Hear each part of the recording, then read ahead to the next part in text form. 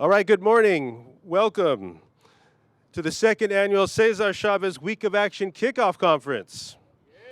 All right. We're so honored today to have our Vice Chair, our District Attorney, and our California State Labor Commissioner joining us for this special occasion. My name is Brandon Butler, and I'm the Director of the County Office of Labor Standards and Enforcement, otherwise known as OLSE, which was established by the board in 2021 by the County Board of Supervisors.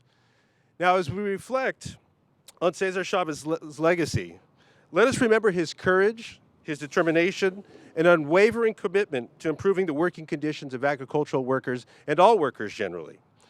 His efforts built the foundation for a workers' rights movement. Let us carry forward his vision of a more just and equitable world for all. Now, last year, our county, state, and community stakeholders came together to collectively raise awareness on the wage theft crisis in our region. This year, we are highlighting the progress made by each agency here today to reduce violations of workers' rights and foster a culture of labor standards compliance. Now, our office, the Office of Labor Standards Enforcement, has made significant strides, thanks in part to the outreach and educational initiatives led by our dedicated and growing team. We are implementing groundbreaking programs that are unparalleled nationwide, fulfilling the vision set by the Board of Supervisors. Now, let me first talk about the Workplace Justice Fund program we started. In May 2023, the Board of Supervisors approved the Workplace Justice Fund, a pioneering program that offers financial assistance to workers who have filed a wage theft claim, won a legal judgment from the Labor Commissioner's office, but have never been paid by their employer. Eligible workers can receive up to $3,000 from the fund, with the county working to recover the funds from the employer. This pilot program was launched in December 2023 with initial $100,000. And within just 3 months, the program's funds have already been exhausted, and OLSE is currently supporting 33 workers in collecting their wage theft judgment. Now, let me also tell you about another program we've started, the Good Faith Restaurant Owners Program. Now, the Good Faith Restaurant Owners Program was developed to encourage businesses to satisfy outstanding wage theft judgments to comply with the requirements of their San Diego County food permit. In 2023, the Office of Labor Standards launched a program to combat wage theft in the restaurant industry. And as of March 2024, OLSE has assisted in recovering $100,000 in unpaid wages from 7 restaurants in collaboration with the Labor Commissioner's office. Now, I also want to talk about how we've been supporting our janitorial, landscaping, and security contractors here at the county. Now, Board Policy B74 ensures that county contractors provide benefits, training, and resources to their employees. The Office of Labor Standards and the Department of Purchasing and Contracting establish criteria for vendors offering janitorial, landscaping, and security guard services. This policy now includes a wage theft retention fund, which sets aside a portion of contract funds to pay a worker if they become victims of wage theft against the contractor. It also includes a labor agreement criteria, minimum wage floor, an annual workplace training hosted by OLSE that covers workers' rights and also shows our employees on how to file a complaint with the Office of Labor Standards. Now, educational outreach is also a crucial component of what we do here at OLSE. And we've partnered with the Shaw Law Group to offer free employment law seminars for small businesses, reaching nearly 2,500 businesses in San Diego County. Also, our office has been partnering with justice-focused employment programs and the Sheriff's Department to educate previously incarcerated job seekers on their rights under the Fair Chance Act. To date, the Office of Labor Standards has hosted more than 34 Know Your Rights seminars for justice-involved adults and transitional aid youth, and engaged an estimated 400 incarcerated individuals at Las Colinas and East Mesa reentry facilities through job fairs and training sessions to help reduce barriers to employment. And most recently, on March 12th, the Board of Supervisors approved exploring the establishment of a local enforcement mechanism for the California Fair Chance Act through the Office of Labor Standards and Enforcement, with a draft ordinance to be presented to the Board in 120 days. Since the establishment of the Office of Labor Standards and Enforcement, we have made strides to support and uplift our communities to foster great workplaces where dreams thrive. And with that, we have an exciting set of speakers today. It is now my honor to introduce the Vice Chair, Tara Lawson-Remer, a workers' rights champion dedicated to enhancing the lives of San Diegans. Vice Chair, thank you.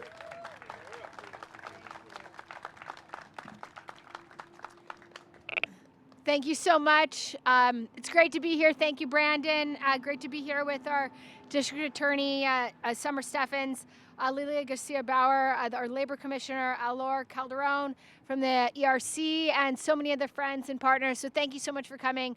My name is Supervisor Tara Lawson-Reamer, and I'm just so excited to see this work continuing moving forward because workers are the backbone of San Diego County. We cannot do anything at all without the people who work in our schools and our hospitals, our stores and our restaurants. And since joining the Board of Supervisors in 2021, I fought to protect employee rights and ensure good working conditions and fair wages for everyone. A huge factor in our ability to protect and support workers in San Diego County is the Office of Labor Standards and Enforcement. So I really want to thank Brandon Butler and his team from the Labor Standards team. They've just done an amazing job, so thank you all. Appreciate you. So this week, in honor of labor rights activist Cesar Chavez, we have convened this week of action to uplift and celebrate the great work we are all doing here across the county to bring everyone together around workers' rights. Because not supporting workers hurts San Diego County. When a worker is treated poorly by their employer, it hurts every aspect of society. Think about it like this. When an employer cheats a worker out of fair wages, they cannot afford to pay for their basic needs, which hurts our local economy.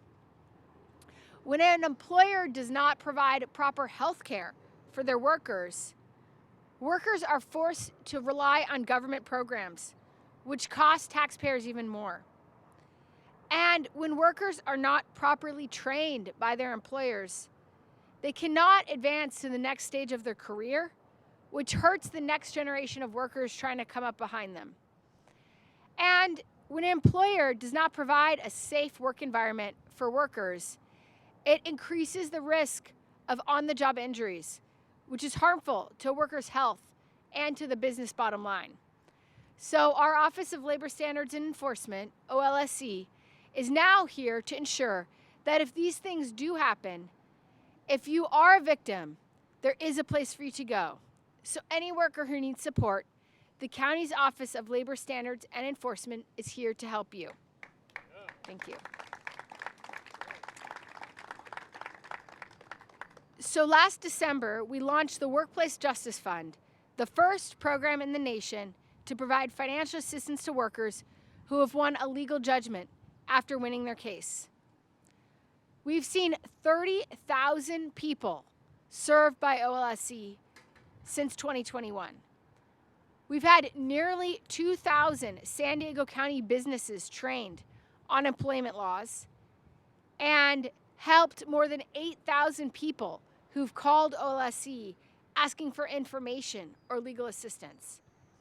And in just 3 short months, OLSE has exhausted the $100,000 funds that we initially granted to them, supporting 35 workers, with eligible workers receiving up to $3,000. Since 2021, my office and our county together has passed contracting standards policies to hold county contractors accountable. Thank you. We passed the first ever Working Families Ordinance and approved historic contracts for SEIU Local 221 and the United Domestic Workers of America Local 3930.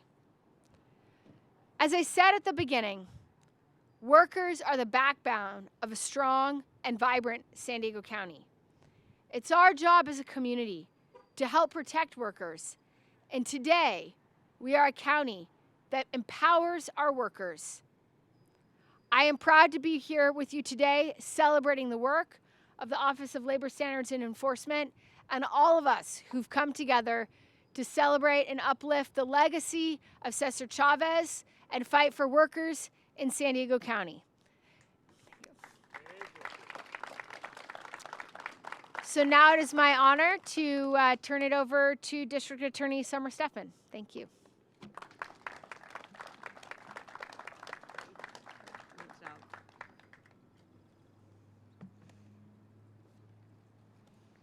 Okay. I'm Summer Steffen, San Diego County's District Attorney. Thank you so much, Vice Chair Tara Lawson-Remer, for the introduction and for your comments setting up this great day. This is really a place that we are showcasing what happens in San Diego County. In San Diego County, we're a community that cares. We're a community that comes together to protect the most vulnerable. And that is what the legacy of Cesar Chavez was. It's to really demand fairness, because without demanding fairness and justice, rights are lost and people are working in undignified situations. So the beauty of what's happening today is about the collaboration. In 2021, I opened the first workplace justice unit in California and possibly in the United States. We immediately became a part of a think tank at Harvard to study what are best practices in protecting workers, in protecting the community, and in protecting honest employers from those greedy, unscrupulous employers that undercut them and don't allow them to compete in the free market. And with the start of that unit, the unit got a huge push, because at the same time as we started the Workplace Justice Unit at the District Attorney's Office, the county authorized a workplace justice in the OLCE, which is headed by Brendan Butler. And this allowed the ability to have a transfer of information and to have restitution given criminally as well as through the civil fund that the Board of Supervisors set up. This also built on a long-time relationship with our esteemed and incredible California Labor Commissioner, Lilia Garcia Brower, who we've worked with for years, even before as she was an advocate for workers in building cases and making historic cases that send a message that a violation of workers' rights are not going to be permitted. This unit is headed by our great chief, Victor O, and our leader for that unit, Shanish Allure, and our lead district attorney investigator, Yvette Gaines, who are all with me today. And they have a lot to show for. Since 2021, when this unit came open, this unit set the mark. We prosecuted the first felony wage theft case in the state of California as soon as the law allowed for it. This was a case where a worker was not paid for over a year, so over $950, well over in wage theft. This employee was threatened subtly, but yet threatened by their employer that if they paid them before they got their green card, that would reflect poorly on their immigration status. When in fact, what reflects poorly is when you cheat and lie and cheat people out of their fair wages. Person was prosecuted and there was restitution to that victim to make them whole. Currently, we have a recent case where a local bread company stopped paying its employees, kept promising them payment, again hinted about their status and how that's going to hurt them. They closed down the shop and somehow did not manage to pay the employees. It was over $100,000 in loss that our unit prosecuted as a felony and is aiming to recoup. When you think about wage theft, it is on a continuum.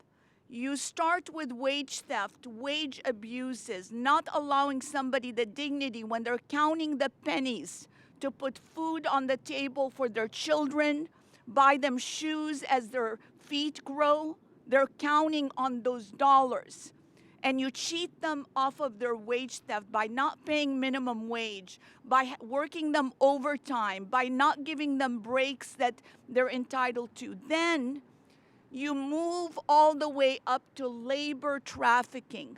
When that wage theft and those abuses escalate to the point of being one of the most serious human rights violations of labor trafficking, that's when you add force, fraud, and coercion to the wage theft and the wage abuses. We made a case recently, and this is a heartbreaking case of labor trafficking. This woman was working night and day babysitting this couple's twins. They stopped paying her. She had a cancer as a condition. They would not let her to go to her doctor's appointments without docking her pay, which they didn't pay. All of this escalated to the point that this woman's health became even more fragile. She couldn't pay the bills. She was worried about everything until we brought this felony action and found them in another county and extradite them for prosecution. Let this be a lesson that in San Diego County, we want to honor, dignify, and follow the rule of law when it comes to our workers. And this also allows our employers to thrive, who tell me all the time they can't compete against those who do not pay their fair wages. They're not able to compete for contracts. They're not able to survive in business. We want to allow room for the honest employers to be able to meet the moment and to thrive in this community. So this is part of what we're all doing today. And we are all coming together, the Office of Labor Standards and Enforcement, County Council, the DA's office, to strengthen our forces and to be able to tackle this issue together. If anyone out there is scared, has been abused, and you have a case of wage theft, a case of labor trafficking, no matter what your documentation status is, please come forward. You can call, you can go to our website, sandiegoda.com. You will find a whole section on workplace justice, or you can call 866-402-6044. You will get a call back in the language that you're comfortable with to walk you through. And the great thing is, if there is not a criminal case, we're still able to make a referral to OLCE in order to look at how we can help this particular victim. Thank you so much.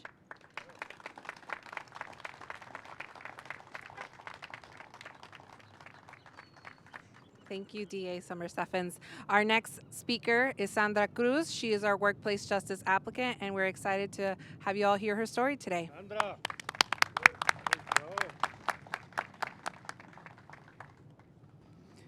Let's see here. Hello, can you hear me? All right. Good morning, everyone. My name is Sandra Cruz, and I am an applicant for the Workplace Justice Fund. Thank you for being here today. And I just want to share my story.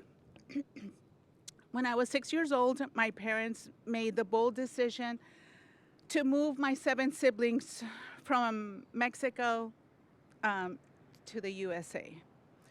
This was a huge change for us. It impacted our lives, as we had to adapt to a new culture, a new language, a way of life in the Los Angeles area. During that time, my father passed away when I was 12 years old. And my mother decided to move to the San Diego County area. I've been living here for 45 years now, and I have been blessed with 2 wonderful daughters and a great grandson. I have instilled in them values of respect, hard work, and commitment, because that's how I was brought up, as my mother, taught me. Throughout most of my life, I supported my family by cleaning homes and to ensure we had food on the table also, and to have a stable environment. And in 2018, I managed to have an independent cleaning business on my own, but my best friend and my sister passed away. So I had to go take care of her prior to that. But one day I came across an advertisement for cleaning business seeking workers to assist cleaning Airbnb, vacation rentals. And on January 10th, 2020, the business hired me as a house cleaner. The payment was set biweekly, and they were arranged that we would be committed via text, including their specific compensation and working hours. Everything was going well at work because I made it on time until payday came. I asked for my check, and my employer insisted that I needed just to fill out one little thing online to get paid. With my daughter's help, I completed the form. I gave my employer a couple of days to provide the check, but it never came. After a week, I insisted on getting paid before accepting any new jobs, any new homes to clean. After multiple messages and texting, the employer finally called me, promising to deliver the check personally to my home if I continued to clean homes. She never came, and I never got my paycheck. After this, feeling deceived, lied, promised, I decided to take matters to the labor board. Although my paycheck was only $200, excuse me, I knew I had the responsibility to hold this company accountable for its actions. They promised. So during this COVID time, it hit, and my case was stalled. Despite all the prolonged wait, I remained patient throughout the ordeal. I won my case. Unfortunately, the employer was never present and untraceable. I then knew I was never going to see my check. However, I have not let my encounter with wage theft discourage me. I keep moving forward and face each day with courage and satisfaction that it will be a better day. We all face difficult decisions in life, but it's important to approach them with a sense of purpose and responsibility. I believe it was my responsibility, a sense of to file a complaint and do everything in my power to hold that employer responsible so that they don't do that to another person. Now, 4 years later, on the eve of the submittal of my case to the labor board, I received a letter stating that I could be eligible for a pilot program called the Workplace Justice Fund. Which initial hesitation, I reached out to the County of San Diego of Labor Boards and Enforcement to better understand the program. With the help of their staff, I've submitted my application, and my case is now in the process of being assigned to the County of the Superior Court. I'm finally receiving justice for my case. The financial assistance the Workplace Justice Program is providing me resembles the hard-earned money I should have received many years ago from my employer. And there's two things that I want to go ahead and say to all the workers. If ever in doubt, scared, don't be. Because when you go online and you go and work and go looking for a job, they have requirements, certifications, and they also have standards. You look at yourself and you need to have standards yourself. You need to do your homework and make sure that these companies, these employers, keep the standards. Don't be afraid. I was scared because you say $200, but they don't know whether that day when I went to work, whether or not I had money to put gas so I can go to work. They don't know that. And they don't know the quality of person that I am, and that I could have made their life so much easier because I'm a great person, not just an employee, but a great person. And that's what I take to you is don't be afraid to keep your standard and say, no, it's unacceptable. And also, if you have in your heart that they don't allow you to keep your standards, it's okay. You can say no to them and not apply and say, you know what? I'm going to set you also accountable. I'm going to report you. I'm going to go to the labor board because it's your effort, your sense of value as a person. And I'm going to also say thank you to the County of San Diego for providing the staff, all the resources that they gave me. It's only been a little while that I know this program. It's going to work because it only gives us a sense of commitment and value to this county. Everything goes around. The board members, I don't know their names right now, but they said it. I live in this county. I work, I will provide, I will shop, I will pay my taxes, and it goes around because I'm happy as an employee, as a person. So that's what I take you, and I just want to say thank you. Thank you very much for this pilot program. Very nice.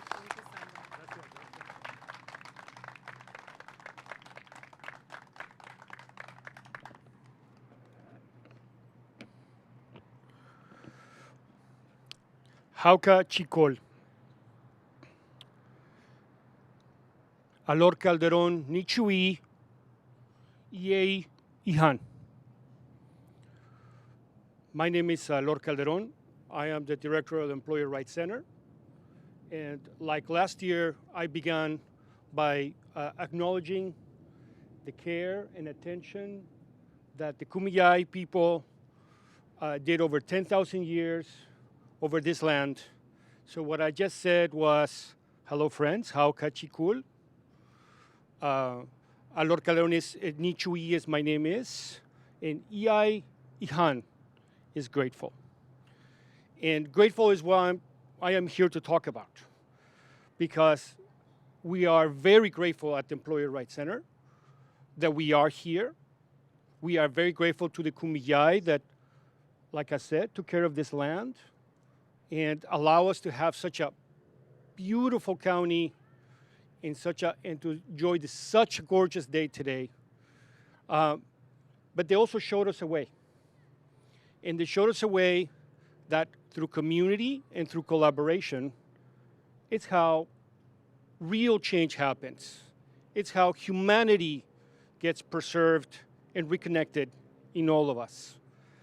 And what great example, or what better example do we have in the state of California than Cesar Chavez and the fight that he did for great workers and really for all workers in the state, to talk about community work, to talk about commitment, to put your body for your values, put your body in front of your values. He did what we all hopefully aspire to do here today, which is not only to work together, but to accomplish justice for people at work. I also want to say that I'm very grateful for my wife, for my mother, for my brother, that some of them are here, because without them, I couldn't be here in front of you speaking the words that I am. So I'm very grateful for that. And lastly, and this is going to take a few minutes to explain, I hope that you get a sense of what's happening here today. Because what's happening here today, it's been the ongoing, committed, loving, generous fight that many present here have been doing for years, so that we can be here celebrating this week of action. We have great leaders like Tara, who thought about this and who helped create this office. We have a great staff in Olse who are fully involved in innovating and bringing the county the kind of programs that Sandra spoke about. And by the way, can we do better than Sandra? I don't know if we can. Sandra is the real deal. And also, I have to say, we are a part of this. Employer Rights Center and the staff that is here, we have believed in this. We fought with partners like the Center on Policy Initiatives for many years to do this. We fight with partners in state-led campaigns like the COVID Worker Outreach Project. We fight in state campaigns, also the Office of Community Partnerships and Strategic Communications. We are all working together, and we are very proud to say that we are, in part, the connection that brings all these resources together, all this attention together, to hopefully what will be no stories like Sandra in the future, and more stories of generosity, of compassion, of understanding. And at the Employer Rights Center, not only are we the outreach arm of the Office of Labor Standards and Enforcement, but we have been doing this work for 25 years. And I am here in representation of my organization to say there's a lot to be done. There are too many workers still today who face cruelty, who are dehumanized, who are not only robbed of their wages, but of their health. And they still don't see us in their imagination. They still don't think about us here as their resource. That's why I'm very grateful on behalf of the Employer Rights Center that we are again here celebrating, to make a commitment that we'll continue to celebrate the beautiful, amazing bounty that we have in this county, the amazing leadership that has brought this week of action, and the opportunities to have stories, hopefully, as you will start hearing more and more, not only of the stories that show that cruelty and that lack of generosity, but you will hear about businesses that are doing good for the community. You will hear of people who are previously incarcerated who are fully integrated back into society, into work. And our commitment is that we want to be here with you for the long run, and we hope that year by year we can really say that in San Diego County, when you come to San Diego County to work, your dreams will thrive. Thank you.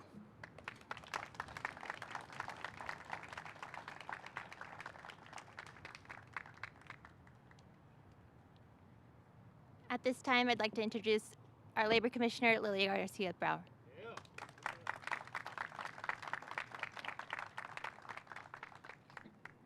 Good afternoon, everybody. I echo Alor's appreciation for the day and celebration of each other as we remember the great Cesar Chavez. Cesar always said, "Sí se puede." It's never been about the grapes. It's always been about the people. And that's what we're being reminded of. Strategies of grape boycotts, strawberry, tomato, what have you, was all a tool to bring attention to the treatment of the farm workers. And we know that in that tool, it highlighted the importance. It was not looking to dismiss the role of the employer. It was looking to highlight how powerful that employer is. That through their actions, they were systematically negating an individual's human decency to pursue life, liberty, and happiness. And the farm workers who organized with Cesar were too connecting to their power and reminding the employer of the power they hold in impeding that employer's pursuit of their life, liberty, and happiness. So the reality is that this historically adversarial relationship of employment between employers and employees, at the core of it is a foundational interdependence on each other. We need good law-abiding employers. We need workforces to show up every day. As the supervisor referenced and as Sister Cruz mentioned, to be able to engage in society, to be able to provide for their families, to enjoy the beauty of Mother Nature. This is why we work to live. We don't live to work. And this was at the core of Cesar's work, of reminding everybody, of reminding the farm workers that they are powerful human beings despite the devaluation of their job in society. So it doesn't matter the job you perform. We are all human beings, and for that fact, we all deserve dignity and respect on the job. Employers need employees, and employees need good employers who are following the law. And we dream to have those employers that have an eye for justice, which is what we were talking about here. Great workplaces are where dreams thrive. So the fabulous San Diego dream that we've been hearing about from our leader, DA Stefan, that has been in the making for a long time. San Diego has been the cradle of enforcement collaborations for over 24 years. And now the rest of the state has been following suit. And now the legislature funded a grant theft program that my office is administrating. So we're encouraging other county councils, DAs, city attorneys from every pocket throughout the state to engage, apply for these resources. Tell us how you will reach the most vulnerable workers and those good employers who are being pushed out every day through your grant program. We welcome your application. Enforcement agencies need to be coordinated in order for us to maximize and leverage the tools that we have. So the collaborations with OLSC and the DA's office with my office here in San Diego, that is the magic. That's exactly where we're able to protect the most vulnerable workers and law-abiding employers. So I just want to echo the powerful message from Sister Sandra Cruz, who, through her own struggle, reflected on having to that realization that she is worth more than how she was treated wrongfully by that employer. Predatory employers expect workers to give up. They expected you to tire. They expected you not to believe in government. They expected you to give up so they could be relieved of that nuisance. But you did not, and you will prevail. So congratulations, and thank you for sharing your light with everybody else. And I welcome all good employers to please stand up, engage with your workforce, put your policies in writing, communicate clearly with your supervisors, and respond timely when there is a complaint or there is an issue, because that could compromise your profit.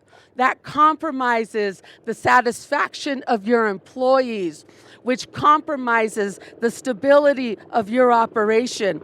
And for workers, I want to remind you that we need to document your hours every day, like you brush your teeth. This is good hygiene. You need good hygiene every day. Know your employer. Document your hours. Take note of what happens.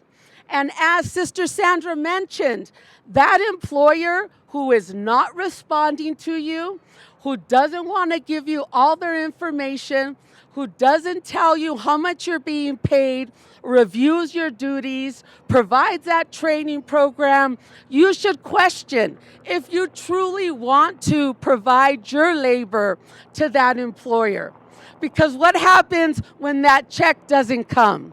We heard about Sandra's experience, and unfortunately, she is one of millions throughout this state that experience wage theft every day. You are valuable. You are worth more than the labor you are paid. You are worth more than how you were treated at work. So be thoughtful about where you invest that labor. And please, any question, any issue, contact my office. You could contact us at 1-833-526-4636. You could go to our website, wagetheftisacrime.com. Educate yourself. Know what your rights are. Know what the laws are. Don't believe the lies that are often told by bad faith employers at work. They say those lies because they expect you not to know any better. So they expect you to give up. They expect you not to believe in your government, and they expect you not to be educated. First thing you need to do is turn that around. Educate yourself, understand your protections, trust your government. And that's exactly what's happening here, government in action. Thank you so much.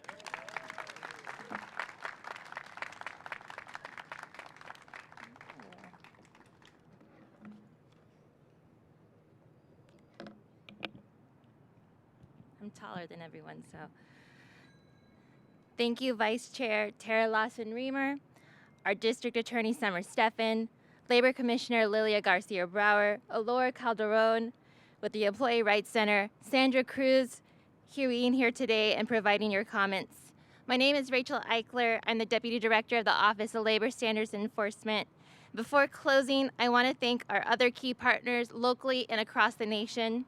Together, we work in unison to bring awareness to businesses, ensuring that workers are treated fairly and that county contracts are in alignment with county and board policies and regulations. As those who stood before me here today gave their comments, we did not stray from the common ground in our message. And that is, over the last few years, specifically with the pandemic and the winter storms, how disproportionately impacted communities of color are vulnerable to improper treatments. OLCE's mission will always be that bridge to promote a culture of labor standards compliance in San Diego County that protects workers' safety and advocates for businesses through training and education. In the words of Cesar Chavez himself, true wealth is not measured in money, status, or power. It is measured in the legacy we leave behind for those we love and those we inspire. In San Diego County, there are so many amazing businesses that go above and beyond for their employees. Congratulations to Mujeres Brewhouse, here today, nominated by Chairwoman Vargas for showing outstanding commitment not only to their community, but also to their workers. Mujeres Brewhouse is an all-female run and Latina-owned brewery that is reshaping craft beer industry and breaking barriers. Founder Carmen Velasco Favala has worked to create a space to empower women of color in the craft beer industry, which is typically known as a white, male-dominated industry. It is businesses like yours who are the key to cultivating a great workplace where dreams can thrive. At this time, I'd like to invite you to take a photo with our county representatives if anyone would like to join us, in honor of our week of action and your nomination.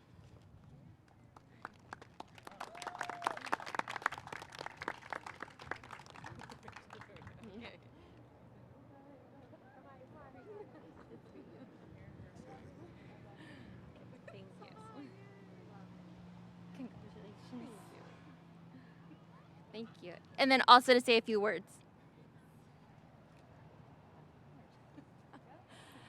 Thank you. Thank you so much. Oops. Okay. All right. I prepared a speech just so I can stay on track. Mujeres Brew House is the first all-woman operated brewery in San Diego, led by a group of diverse women in Barrio Logan, Logan Heights community in the Bread and Salt building, a 45,000 square foot experimental center for the arts with strong community ties, located 15 miles north of the U.S.-Mexico border in San Diego. It is comprised of 5 independently operated gallery spaces with artist studios, event spaces, coffee shop, brewery, and serves as a cultural hub, gathering place for the region's creative community. I want to thank my husband, David Favela, for believing in my vision, my landlords, Isabel and Jim of Bread and Salt, for allowing me to create a safe space for women within the Bread and Salt hub and always encouraging me not to give up when things get hard. I want to thank the Mujeres team, Samantha, an amazing, talented brewer that continues to make beers with pride and joy. Our dedicated bartenders that show up with enthusiasm and dedication, Brenda, Mariela, Rocio, Phoenix, and Rachel. Our accountant, Catherine, and the Border X team that steps in when needed. And all of our resident artists, musicians, small vendors, our current food partners, Brenda and Felix of Miguelitos, with Sazon de Michoacán. To our customers that support us from afar, local and nationwide, and all of the organizations that continue to book their parties, events, happy hours at Mujeres, this wouldn't be possible without you. My parents and family that migrated to the U.S. for better opportunities and to live the American dream. I am living the American dream and making history as a Latina in my community. Mil gracias, San Diego, Councilwoman Nora Vargas, and Representative San Diego. We cannot seek achievement for ourselves and forget about progress and prosperity for our community. Cesar Chavez. Gracias. Thank you. Thank you so much. Good job. With that, we hope you enjoy our week of action, events happening over the next few days, whether it be a free breakfast and learning more about worker rights, or our small business training geared towards businesses needing more understanding of labor laws. This week of actions has events for something for everyone. Thank you for your attention, and I'm happy to turn it over for any questions for one-on-one interviews, and please enjoy refreshments offered by our local small business, Empanadas Argentinas. Thank you.